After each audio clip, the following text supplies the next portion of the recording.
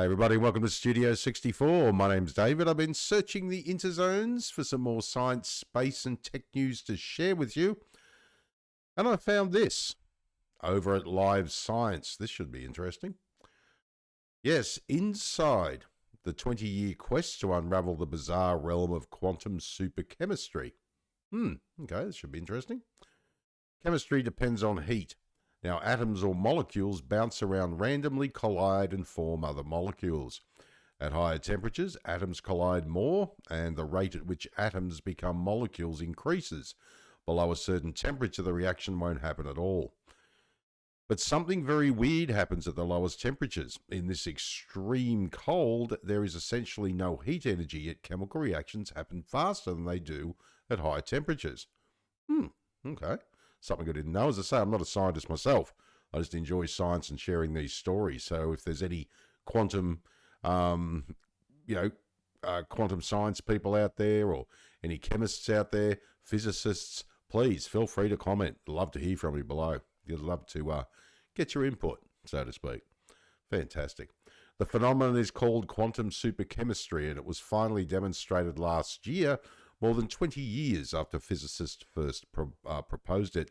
Now, as usual, I'll leave the link to the main article below the video, so you can pop in, check out these embedded links, and go for a bit of a deeper dive if you want, beyond the main article. Makes for an interesting read, believe me. Now, in that experiment, University of Chicago physicist Cheng Chin and his colleagues coaxed a group of cesium atoms at just a few nanokelvin into the same quantum state. Amazingly, each atom did not interact separately. Instead, 100,000 atoms reacted as one almost simultaneously. Wow. The first demonstration of this weird process has opened a window for scientists to better understand how chemical reactions operate in the strange realm of quantum mechanics, which governs the behavior of subatomic particles.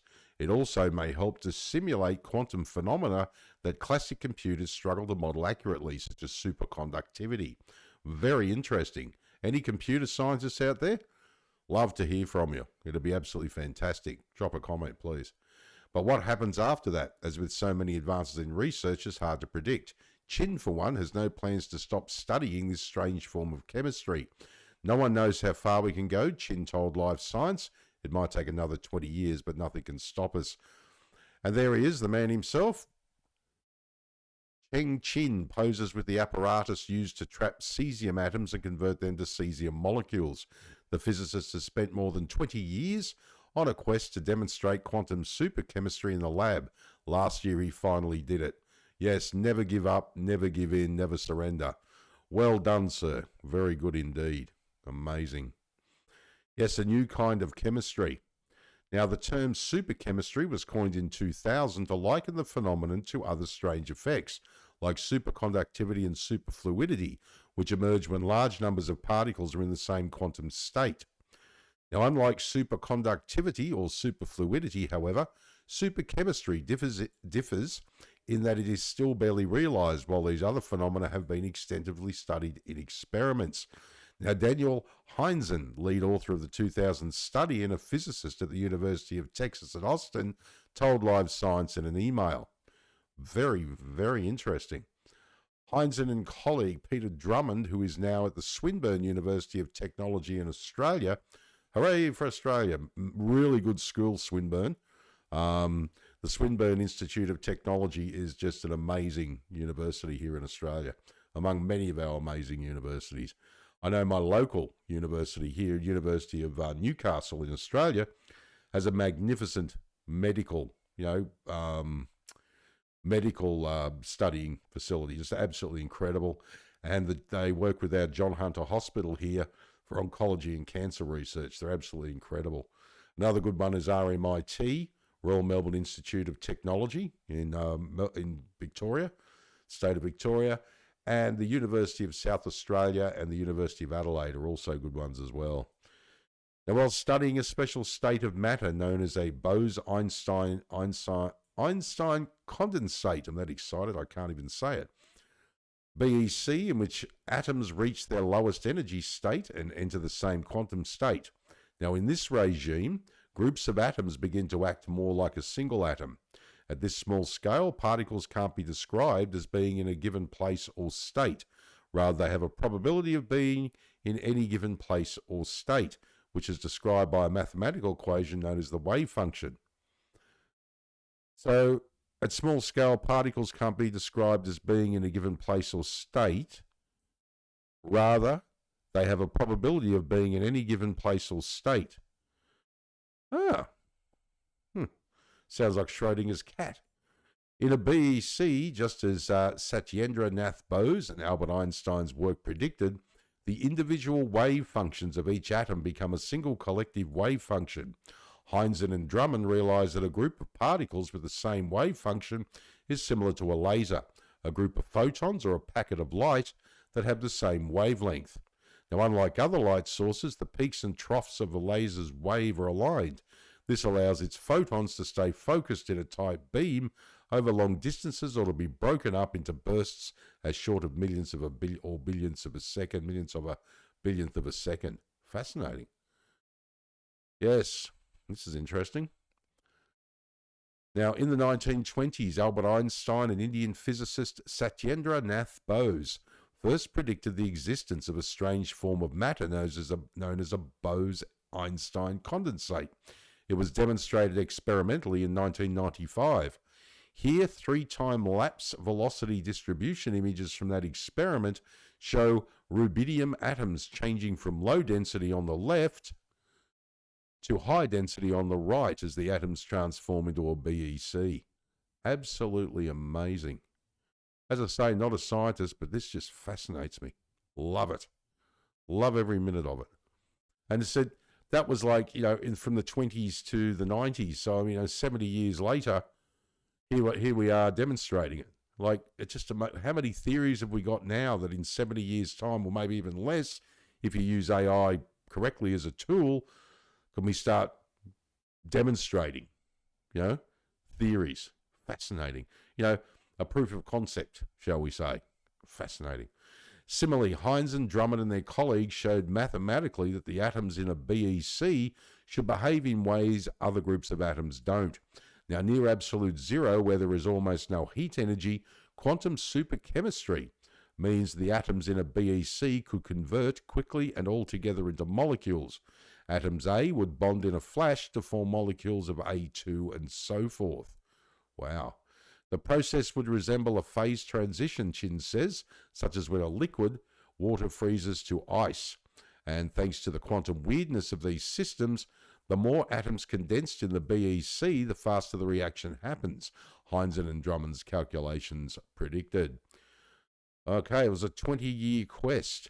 Now, Heinzen and his research group tried to demonstrate the phenomenon with experiments for several years, but they never found convincing evidence that the effect was happening. And then we kind of dropped it, Heinzen said. Now, while Heinzen abandoned the quest to demonstrate quantum superchemistry, others were still hunting for ways to turn the wild theory into experimental reality. One of them was Chin, who started working on quantum superchemistry almost immediately. Chin was a doctoral student studying cesium atoms at cold temperatures when Heinzen and Drummond's superchemistry paper came out. My research was totally derailed because of this new research, Chin told Live Science. He set out on what would become a 20-year quest to achieve quantum superchemistry in the lab. Now, it wasn't a straight path, and Chin sometimes took breaks from working towards quantum superchemistry, but he never abandoned his goal. Nobody knew if this was going to work out before it happened, but also nobody said it couldn't happen, he said. After a decade of slow progress in 2010, Chin and his colleagues figured out how to precisely tune magnetic fields to a BEC to coax cesium atoms together to make CS2 molecules. That provided the evidence of how to move forward. Yeah, so again, there's an embedded link, so you can pop in and check out coax cesium atoms together to make CS2 molecules. Amazing. Now, but to show quantum superchemistry was occurring, his team still needed better ways to cool and control ultra-cold molecules. Yeah. Nobody knew if this was going to work out before it happened, but also nobody said it couldn't happen. That is something that we all have to take in mind for various aspects of our life, not just scientists. If somebody tells me something, it probably won't work, I'm quite happy to try it until I can figure out whether it does or not. And some people say that's ridiculous, but no, it isn't. I personally prefer to try something and fail than to not try it all and just saying it wouldn't work. Scientists typically use two techniques to push atoms and molecules to ultra-cold temperatures. First, lasers cool atoms to millionths of a Kelvin above absolute zero. Atoms in the sample absorb photons from a laser tuned to very specific energy, thus reducing the atom's momentum and the sample's temperature incrementally. Next, they use evaporative cooling. The atoms in these experiments are trapped by laser light or magnetic fields. Scientists can adjust the traps to let the fastest and therefore the hottest atoms escape. This process further cools the atoms to billionths of a Kelvin, where quantum superchemistry is possible. That's incredible, isn't it? Because Kelvin's what, minus 200 degrees Fahrenheit or something like that? Correct me down below if I'm not right there, please. It was the second step that took Chin and his collaborators the longest to get right. For years, he had used bowl-shaped traps that pushed the atoms together in the middle, which raised the sample's temperature. 6 or 7 years ago, his group began using a digital micro-mirror device to better control the shape of the trap. The result? Flat-bottomed traps shaped something like petri dishes where the atoms could spread out and stay ultra-cold. Now, around 2020, Chin's group finally made a BEC of cesium molecules. They were some of the coldest molecules ever made, about 10 billionths of a degree above absolute zero. And while the team suspected quantum superchemistry had occurred, they didn't have the proof. Now, that proof came 3 years later. By then, they had collected the evidence of two hallmarks of quantum superchemistry. First, the reaction was happening collectively, meaning that many cesium atoms became cesium molecules at once. And second, it was reversible, meaning the atoms could become molecules, which could become atoms, and on and on. Binary. I can see why that's still the language of computers. So first reaction was happening collectively, meaning cesium atoms became cesium molecules, and second, it was reversible. That's very, very interesting. So that's where is that where it relates to quantum computing? That'd be interesting. The Chin last year's experiments are just beginning. They produced 2 atom molecules using superchemistry, but Chin thinks 3 atom molecules are within reach. He's excited to see what else might be possible. This is interesting. A conceptual schematic shows how quantum superchemistry occurs at ultra-cold temperatures. There we have cesium atoms convert to molecules using quantum superchemistry. Step 1, lasers cool the cesium atoms to just above absolute zero. There we go. A high chemist density blue and white of 40,000 cesium atoms changes to a ring of 4,000 medium density yellow cesium molecules. At step 2, at very low temperatures, 10 nanokelvin, the atoms of cesium convert en masse to CS2. Wow. And there's I can see there the lasers hitting these molecules, or these atoms, and there's your flat petri-like dish. That's fascinating. Flat petri, it's like a flat bottom petri dish. This is incredible. And there it is there. And that's the cesium atoms turning into molecules. And as I say, they can reverse it. Is that the binary thing, as I asked before? Do you think that's the binary thing for quantum computers? Zeros and ones? Curious.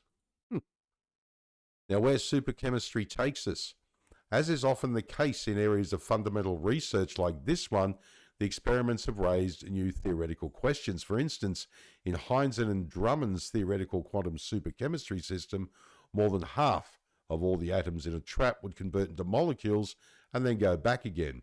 But Chin's group observed that such a conversion happened only 20% of the time.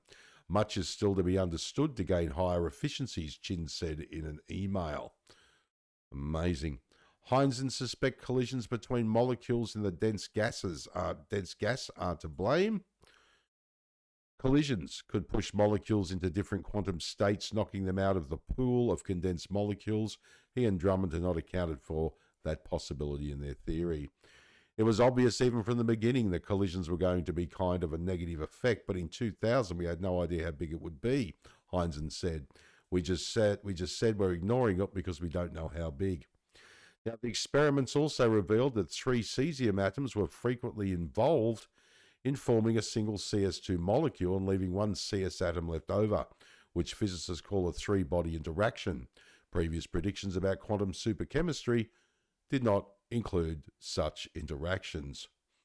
Now, for Chin, that's a hint that he'll need some I can't even speak, my brain's operating on half of Biden today. For Chin, that's a hint he'll need to do some new experiments. If his group can design and perfect experiments to probe these many body interactions, it could help elucidate the rules of quantum superchemistry. Now, despite these questions, many scientists view superchemistry as a possible tool for better understanding chemical reactions in general.